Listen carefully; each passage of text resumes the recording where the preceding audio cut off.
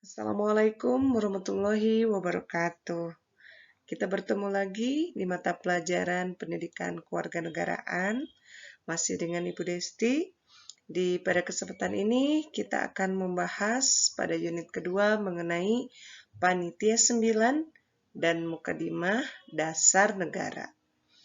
PPKN kelas 10, unit kegiatan belajar 2, kurikulum PSP atau program sekolah penggerak. Ya, setelah kita mengetahui sejarah lahirnya Pancasila dan kemudian pada awal perjumpaan pertama kita mengetahui bagaimana penggalian atau menggali ide-ide dari pembentukan dasar negara kita. Dari apa awalnya? Ya, dari janji negara Jepang kepada bangsa Indonesia.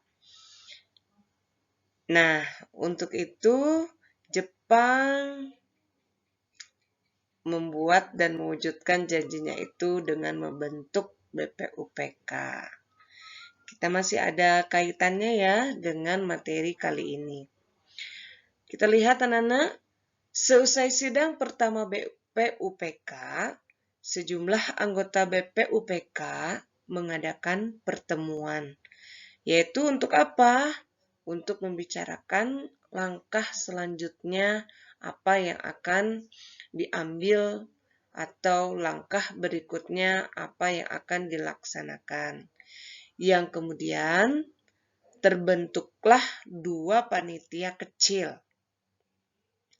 Panitia ke-1 beranggotakan 8 orang. Bertugas untuk mengumpulkan berbagai usulan-usulan dari para anggota. Untuk kemudian dibahas pada sidang berikutnya. Nah, untuk panitia yang kedua beranggotakan 9 orang yang bertugas untuk menyusun pembukaan hukum dasar. Siapakah para panitia tersebut? Kita akan melihat siapa saja yang menjadi panitia 8 dan siapa saja yang menjadi panitia 9. Oke, untuk panitia yang 8, yang pertama ada Soekarno sebagai ketua, yang kedua Ki Bagus Hadikusumo, yang ketiga Kiai Haji Wahid Hasyim, yang keempat Mohyamin, kelima Sutarjo, yang keenam Maramis, yang ketujuh Oto Iskandar-Dinata, yang kedelapan Mohatta.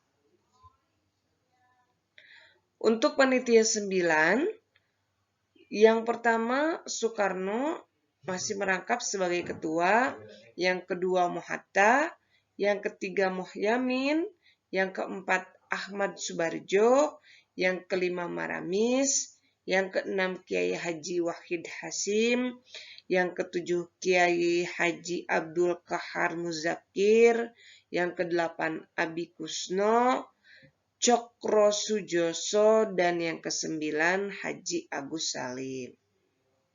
Nah, dalam panitia 8 dan ke-9 ini ada panitia yang merangkap menjadi masing-masing masuk di dalamnya untuk membentuk dasar negara dan sebagai pembentuk Mukadimah 9 itu ya, 9 panitia. Siapa saja yang merangkap itu?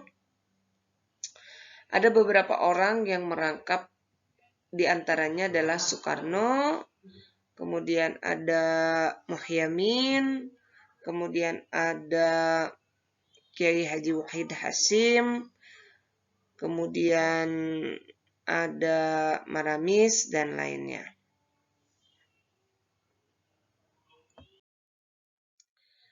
Kali ini kita akan melihat panitia 8 yang berhasil membuat 9 pokok pikiran yang diusulkan para anggota BPUPK.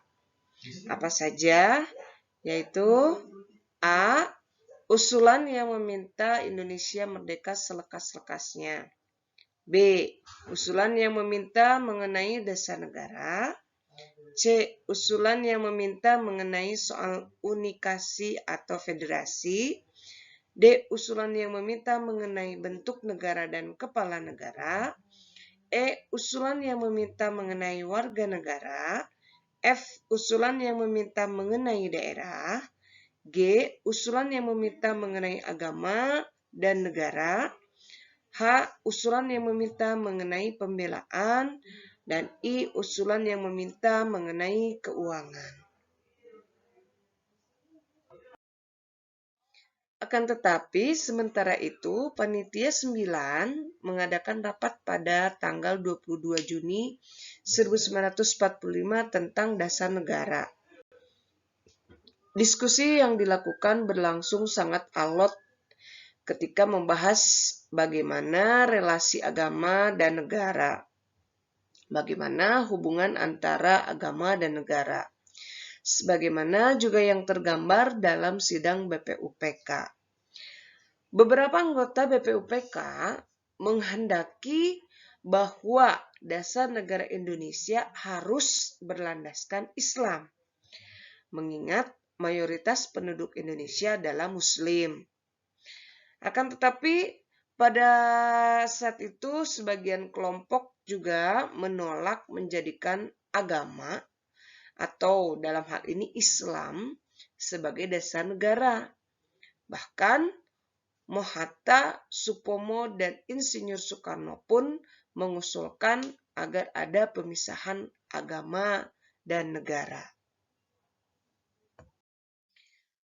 Usulan sejumlah anggota untuk menjadikan Islam sebagai dasar negara mendapat sanggahan dari anggota lainnya, yaitu dengan mengacu kepada seluruh masukan dari para anggota BPUPK, terutama pidato Soekarno yang secara gamblang menjelaskan dasar negara. Nah, pada akhirnya disepakatilah rancangan asas atau dasar Indonesia Merdeka yang diberi nama oleh Soekarno sebagai Mukadimah. Muhyamin menyebutnya sebagai Piagam Jakarta. Isinya sebagai berikut. 1. Ketuhanan dengan kewajiban menjalankan syariat Islam bagi pemeluk-pemeluknya. 2. Kemanusiaan yang adil dan beradab. 3. Persatuan Indonesia. 4. Kerakyatan yang dipimpin oleh hikmat kebijaksanaan dalam permusyawaratan perwakilan. 5. Keadilan sosial bagi seluruh rakyat Indonesia. Nah, ternyata BPUPK itu dibubarkan pada tanggal 7 Agustus 1945. Yang agenda berikutnya adalah menyiapkan dan mematangkan serta mengesahkan hal-hal penting untuk mempersiapkan kemerdekaan Indonesia. Maka pada tanggal 9 Agustus 1945 dibentuklah Panitia Persiapan Kemerdekaan Indonesia atau PPKI. PPKI belum lagi menjalankan tugasnya. Situasi Indonesia semakin memanas seiring dengan dibomnya Nagasaki dan Hiroshima. Sehingga pada tanggal 14 Agustus 1945, Jepang menyerah kepada sekutu. Seiring dengan itu, terjadilah kekosongan kekuasaan. Nah, situasi ini dan situasi yang telah terjadi tersebut dimanfaatkan oleh para pendiri bangsa. Untuk apa?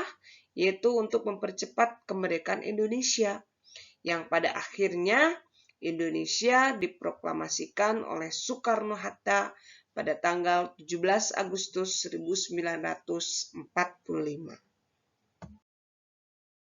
Setelah bangsa Indonesia memproklamirkan kemerdekaannya pada tanggal 17 Agustus 1945, satu hari setelah itu, pada tanggal 18 Agustus 1945, PPKI melaksanakan sidangnya.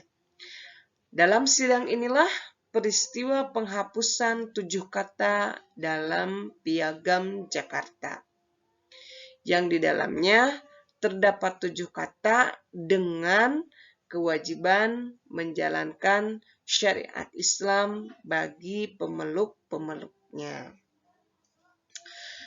Nah, Nanas, sampai di sini untuk pembelajaran yang kita bahas pada kesempatan unit kedua ini. Kita akan kembali di pembahasan yang ketiga, yang selanjutnya. Mudah-mudahan kita dapat bertemu dan berjumpa lagi serta diberikan kesehatan. Wassalamualaikum warahmatullahi wabarakatuh.